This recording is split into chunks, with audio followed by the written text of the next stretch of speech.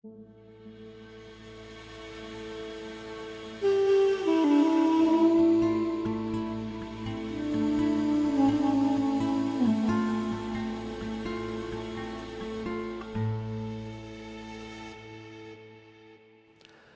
الله الرحمن الرحيم الحمد لله رب العالمين وصلى الله على سيدنا محمد النبي الأمين وعلى آله وصحبه والتابعين وبعد أيها الملأ الكريم السلام عليكم ورحمة الله وبركاته.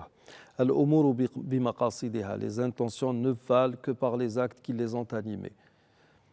Nous avons expliqué, nous avons vu la prépondérance de l'intention dans chaque acte que pourrait entreprendre l'être humain, qu'il s'agisse de religion ou pas. Nous avons vu que cette intention pouvait jouer un rôle dans les actes les plus minimes, sur le plan juridique. Maintenant, puisque nous sommes au mois de Ramadan, voyons en quoi consiste l'intention. Il est clair que pour que le jeûne soit agréé, il faut déjà nourrir en son sein, nubayyitu niyya comme disent nos juristes, nourrir en son sein l'intention de jeûner tout le mois du Ramadan. Maintenant, à quel moment doit-on faire cela?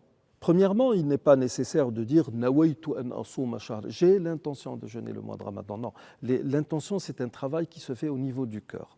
Sauf que l'intention doit se faire avant même que l'acte ne commence. Et sur ce point, par exemple, nous allons déjà voir que l'intention est toujours de mise, mais il y a quelques divergences entre les savants de l'islam. Alors, certains sont d'avis, comme c'est le cas pour, par exemple, l'imam Malik. Certains sont d'avis qu'il nous faut nourrir l'intention de jeûner avant l'aube, qu'il s'agisse d'un jeûne surérogatoire, siyam ou nafl, ou bien d'un jeûne obligatoire qui est le jeûne de Ramadan. D'autres sont d'avis, comme c'est le cas pour l'imam Shafi'i entre autres, que non, nous sommes tenus de nourrir cette intention avant l'aube pour le jeûne obligatoire qui est le jeûne de Ramadan, mais pour un jeûne surérogatoire, vous vous réveillez le matin, vous n'avez encore rien pris et vous vous dites tiens, pourquoi ne pas jeûner et vous jeûnez. Siyam nafila, d'accord. Pourquoi y a-t-il ces divergences entre les savants de l'islam? Eh bien tout simplement parce que nous avons deux hadiths qui peuvent donner différentes lectures.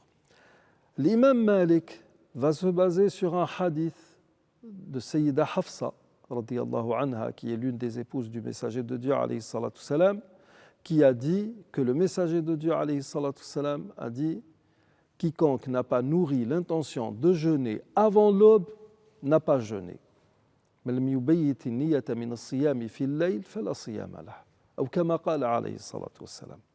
Donc à partir de là, il n'y a absolument rien à faire. L'imam Shafi'i va dire non, nous avons un autre hadith de Sayyida Aïcha qui a dit que le messager de Dieu alayhi salatu salam est arrivé une fois, est entré une fois chez elle, le matin il a dit indakum shay, avez-vous quelque chose à manger? Elle a dit que non. Il a dit fa inni idan sa'im, je suis donc à jeun. Et il a jeûné. L'imam Malik, là encore, il y a d'autres règles qui interviennent, agit par préférence. Tarjih. Il a pris le premier hadith, il a dit ce hadith, c'est lui qui doit faire autorité. L'imam Shafi'i a agi par compilation, bi jam'il hadithain. Il est sorti avec un avis consensuel. Ceci pour vous dire que même dans le jeûne ou dans tout autre acte, l'intention est toujours de mise, elle est toujours importante et c'est pour cela qu'il y a beaucoup de débats à son sujet dans tous les domaines de la religion entre les grands savants de cette nation. Nous arrivons au terme de cette émission, je vous remercie de l'avoir suivi. Wassalamu alaikum wa rahmatullahi wa barakatuh.